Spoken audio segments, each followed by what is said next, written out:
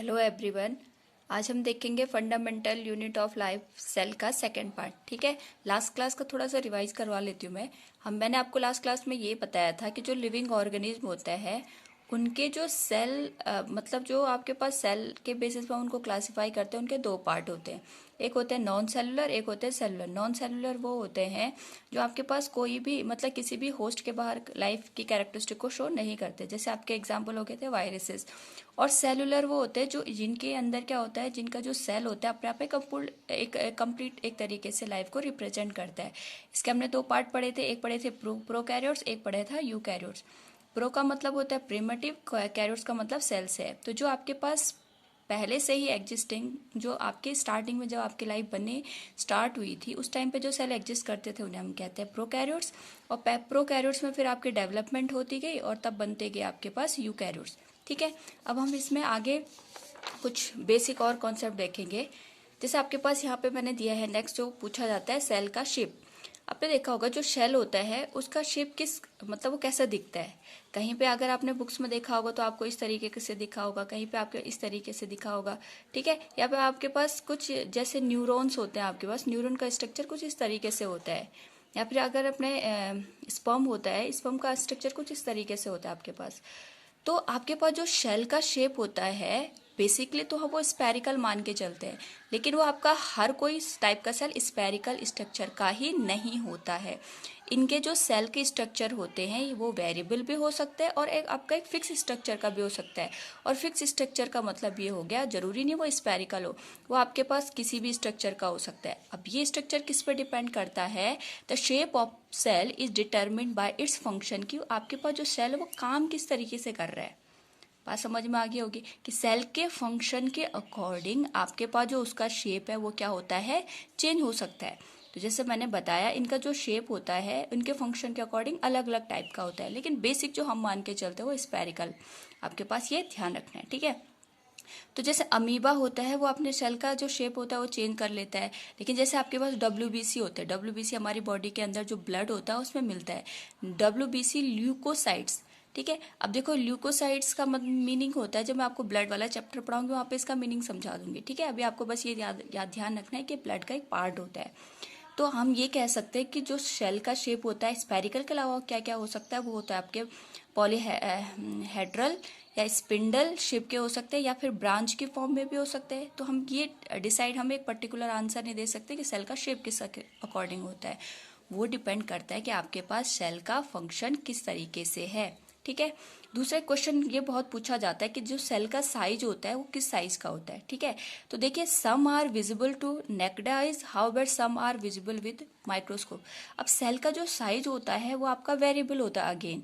ठीक है, कैसे? जैसे आपके पास आपने देखा ऑस्ट्रिच एग होता है, ऑस्ट्रिच जो एग होता है वो आपको विजिबल होता है, आप उसे आंख से देख मतलब जो नेकेड आई होती है आपकी उससे हम देख सकते हैं। लेकिन कुछ ऐसा आपके बॉडी के सेल होते हैं या फिर आपके बैक्टीरिया होते हैं, आपके पास जैसे अमीबा वगैरह होता है, तो उनको देखने के लिए आपको किसकी जरूरत पड़ती है?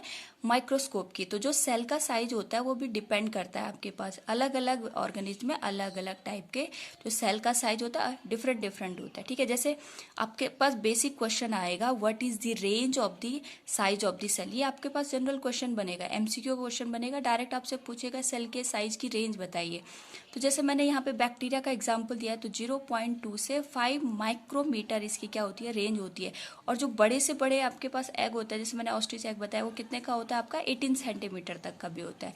तो ये इसकी रेंज आपको ध्यान रखनी है। जनरली आप किसकी रेंज यहाँ पे होती है कि माइक्रोमीटर, ये 0.2 से 5 माइक्रोमीटर बैक्टीरिया में होती है।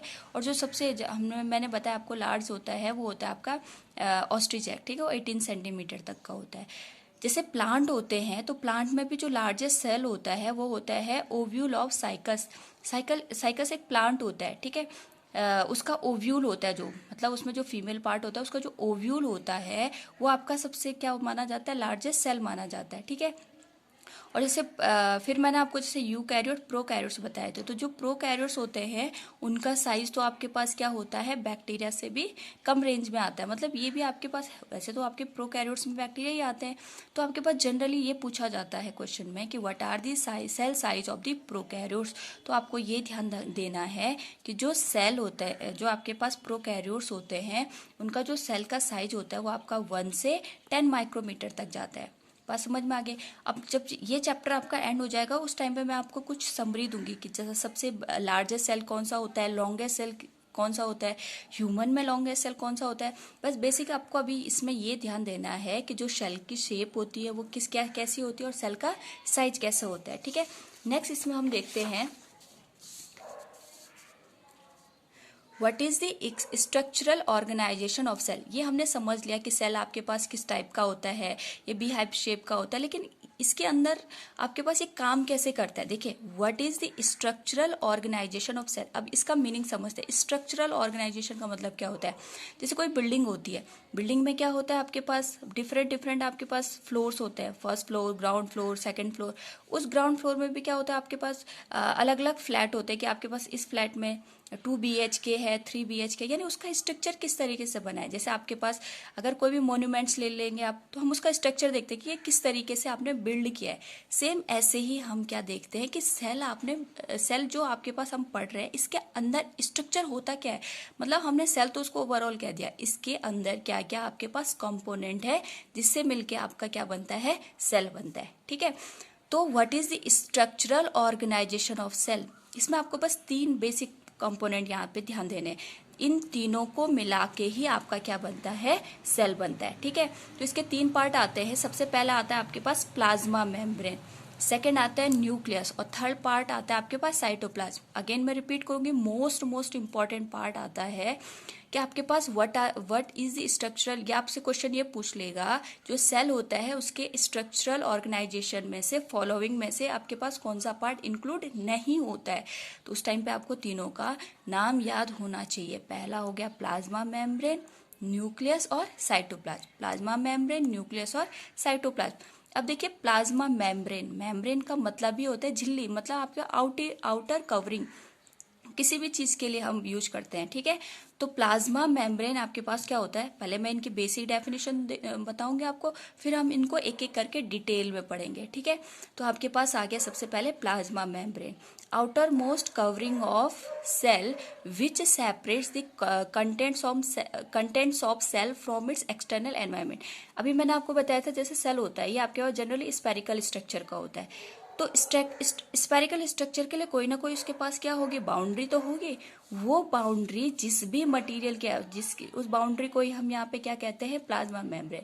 अभी किस मटेरियल की बनी होती है, कैसे करके काम करती है, उसको हम बाद में समझते हैं। पहले आप ये देखिए कि जो इसकी आउटर कवरिंग होती है, इसी आउटर कवरिंग को हम क्या कहते हैं यहाँ पे, प्लाज्मा मेम्ब्रेन। इसका काम क्या होता है, जो इसका इंटरनल, ये अंदर वाला पोर्शन है, और इसका बाहर की सराउंडिंग है, इन दोनों को सेपरेट करने का बेसिक इसका स्ट्रक्चर होता है। ठीक है, दूसरा आता है आपके पास न्यूक्लियस। अब देखिए, हम कोई भी काम करते हैं उसमें हम क्या करते हैं कि अपने माइंड का यूज करते हैं। हमारी पूरी बॉडी जो भी कंट्रोल हो रही है उसमें से आपका मैक्सिमम जो पोर्शन कंट्रोलिंग का होता है हमारा कौन करता है, माइंड करता है।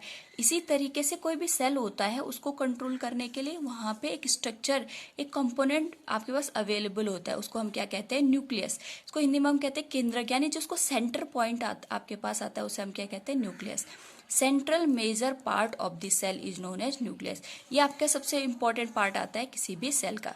प्लाज्मा मेम्ब्रेन हो गए आउटर कवरिंग, इंटरनल और एक्सटर्नल आपके क्या करेगा, एनवायरमेंट को अलग करता है। दूसरा आता है न्यूक्लियस। न्यूक्लियस क्या होता है, ये सेंट्रल बॉडी होती है, ये क्या करती है, हमारी पूरी सेल को क्या करती है, कंट्रोल करने का काम करती है। ठीक है, और नेक्स्ट आता है साइटोप्लाज्म। मैंने आपको पहले भी समझाया है, कोई भी वर्ड होता है उसको ब्रेक करके समझिए, आपको उसका मीनिंग निकालना आसान हो जाता है। देखिए, साइटो का मतलब होता है सेल, प्लाज्म का मतलब होता है फ्लूइड, यानी सेल के अंदर का जो फ्लूइड होता है उसे हम क्या कहते हैं, साइटोप्लाज्म। अब देखिए, यहाँ पे मैंने आपको जैसे स्ट्रक्चर बताया, ये प्लाज्मा मेम्ब्रेन हो गई, यहाँ पे आपका न्यूक्लियस होता है और इसके अंदर एक जेल जैसा आपने देखा होगा, मतलब ये सेमी फ्लूइड होता है। ना ये पूरी तरीके से फ्लो करता है और ना ये पूरा आपके पास सॉलिड होता है। ये सेमी फ्लूइड टाइप का स्ट्रक्चर होता है जिसको हम क्या कहते हैं, साइटोप्लाज्म। साइटो मतलब सेल, प्लाज्म मतलब फ्लूइड। जेली लाइक स्ट्रक्चर होता है किसके अंदर, सेल के अंदर। अब ये इसका फंक्शन वगैरह हम बाद में डिस्कस कर लेंगे, ठीक है। अब देखिए ये तो आपके बेसिक स्ट्रक्चर हो गए। अब इसी साइटोप्लाज्म के अंदर कुछ आपके क्या मिलते हैं, कंपोनेंट मिलते हैं। वही आपके पास जो सेल के आपके फंक्शन है उनको परफॉर्म करते हैं, उन्हें हम क्या कहते हैं, सेल ऑर्गेनेल। अब ये देखिए जैसे ह्यूमन बॉडी होती है, जैसे हमारे हाथ कुछ काम करते हैं, हमारे जो लेग्स होते हैं उनका कुछ और फंक्शन होता है, हमारे जो हार्ट होता है, जो हमारा माइंड होता है उसका कुछ और फंक्शन होता है। ये अलग अलग डिफरेंट बॉडी के पार्ट्स होते हैं, ये अलग अलग काम करते हैं और मिल के क्या बनाते हैं, पूरी बॉडी बनाते हैं। तो इन्हें हम क्या कहते हैं, ऑर्गन्स कहते हैं, हम बॉडी के ऑर्गन्स। ऐसे ही सेल के अंदर भी डिफरेंट डिफरेंट पार्ट्स होते हैं जिनको हम क्या कहते हैं, सेल ऑर्गेनेल। और ये क्वेश्चन बहुत पूछा जाता है कि सेल ऑर्गेनेल कहाँ प्रेजेंट होते हैं। सेल ऑर्गेनेल आपके सेल के अंदर, साइटोप्लाज्म के अंदर प्रेजेंट होते हैं। देखिए सेल के 3 बेसिक स्ट्रक्चर है और सेल ऑर्गेनेल किसका पार्ट माना जाता है, आपका साइटोप्लाज्म का पार्ट माना जाता है। ये बात सबको अच्छे से समझ में आ गई होगी। अब देखिए ये तो मैंने आपको इसका ओवरव्यू बता दिया। अब ये आपके पास जो हमें सेल को पढ़ना है, बेसिकली हमें क्या करना है, इसको 2 टाइप से पढ़ना है, ठीक है। एक तो हमें पढ़नी है यहाँ पे प्लांट सेल और दूसरा पढ़ना है हमें यहाँ पे क्या, एनिमल सेल, ठीक है। अभी मैं क्या करूंगी, आपको इनका बेसिक स्ट्रक्चर यहाँ पे शो करूंगी कि सेल दिखते कैसे, प्लांट सेल कौन सा होता है, एनिमल सेल कैसे कौन सा होता है। और नेक्स्ट पार्ट में हम देखेंगे कि जो ये सेल होता है इसके जो आपके डिफरेंट डिफरेंट पार्ट्स होते हैं, किस तरीके से इनकी फंक्शनिंग होती है, किस तरीके से क्या करते हैं, कोई भी फंक्शन को परफॉर्म करते हैं। देखिए ये मैंने यहाँ पे आपके पास 2 डायग्राम बनाए। अभी मैंने यहाँ पे किसी भी ऑर्गेनेल का नाम नहीं लिखा है। क्यों, जब तक आप इनके बारे में नहीं समझोगे आपको समझ नहीं आएगा कौन सा पार्ट क्या है। तो आपको बस इनका बेसिक स्ट्रक्चर देखना है। एक आएगा एनिमल सेल और एक आएगा प्लांट सेल। ये हो गया आपका एनिमल सेल और ये हो गया प्लांट सेल। प्लांट सेल का स्ट्रक्चर कुछ आपका हेक्सागोनल शेप का होता है और ये ऑलमोस्ट आपका थोड़ा स्फेरिकल शेप का होता है, ठीक है। हम नेक्स्ट पार्ट में हम क्या देखेंगे, इनके फंक्शनिंग देखेंगे, कौन सा पार्ट किस तरीके से काम करता है, सेल ऑर्गेनेल आपके पास किस तरीके से फंक्शन करता है, ठीक है। तब तक आप क्या कीजिए, दोनों पार्ट को रिवाइज कीजिए। नेक्स्ट पार्ट में हम मिलते हैं, ठीक है। Thank you.